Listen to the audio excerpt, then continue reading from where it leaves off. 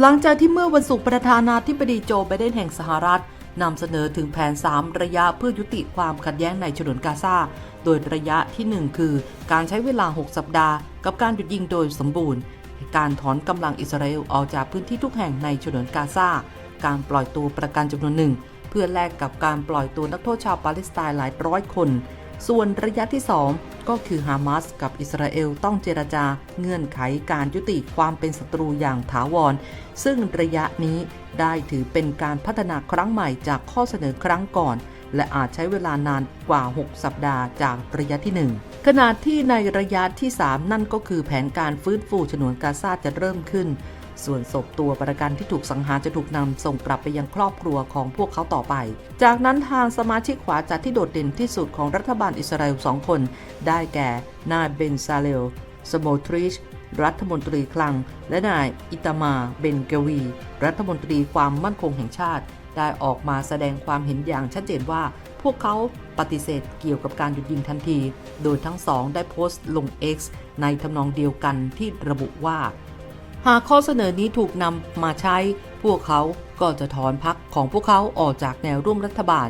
ทีนี้เบนกวียังได้ระบุว่านี่ถือเป็นข้อตกลงที่ประมาทซึ่งถือเป็นชัยชนะของการก่อการร้ายและเป็นภัยคุกคามต่อความมั่นคงของอิสราเอลขณะที่สโมทริชก็ระบุว่าเราขอเรียกร้องให้ทำสงครามต่อไปจนกว่ากลุ่มฮามาสจะถูกทำลายและตัวประกันทั้งหมดกลับมาทีนี้หากพรรคของรัฐมนตรีทั้งสองออกรัฐบาลจริงก็จะทำให้นายกรัฐมนตรีเบนจามิน เนทันยาฮูของอิสราเอลสูญเสียเสียงข้างมากในรัฐสภาทันทีด้านนายยาอีลาปิผู้นำฝ่ายค้านของอิสราเอลก็ได้ออกมาแสดงตัวว่า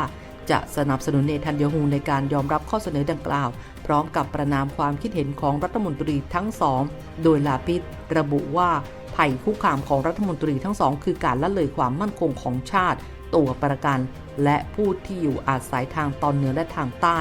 นี่เป็นรัฐบาลที่เลวร้ายและประมาทที่สุดในประวัติศาสตร์ของประเทศ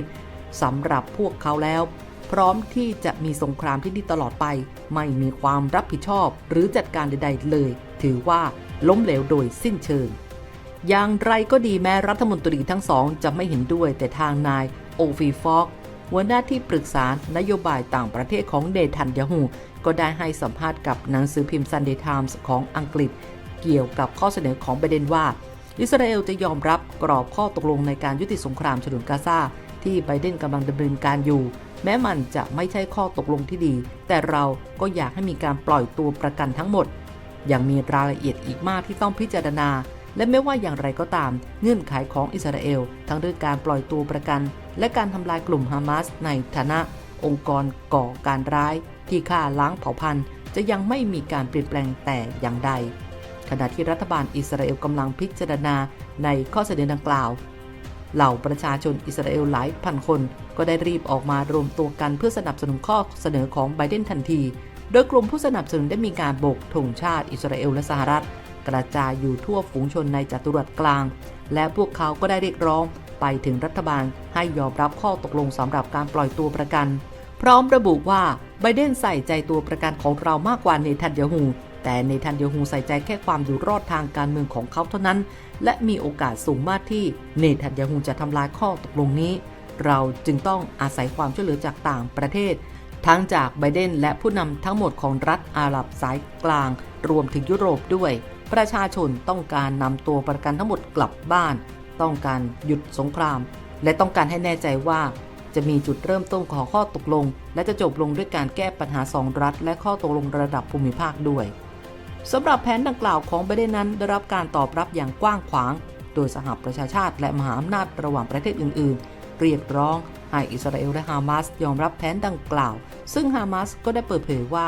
มองแผนดังกล่าวในเชิงบวกและพร้อมที่จะจัดการอย่างสร้างสรรค์กับข้อเสนอใดๆก็ตามที่มีพื้นฐานของการหยุดยิงถาวรขณะที่เนทันยาฮูก็ตอบโต้ทันทีภายใน1 ชั่วโมงหลังจากที่ไบเดนแถลงออกมาโดยเนทันยาฮูตอบโต้ว่าอิสราเอลจะไม่ยุติสงครามในฉนวนกาซาจนกว่าจะบรรลุเป้าหมายทั้งหมดรวมถึงการทำลายกลุ่มฮามาสด้วย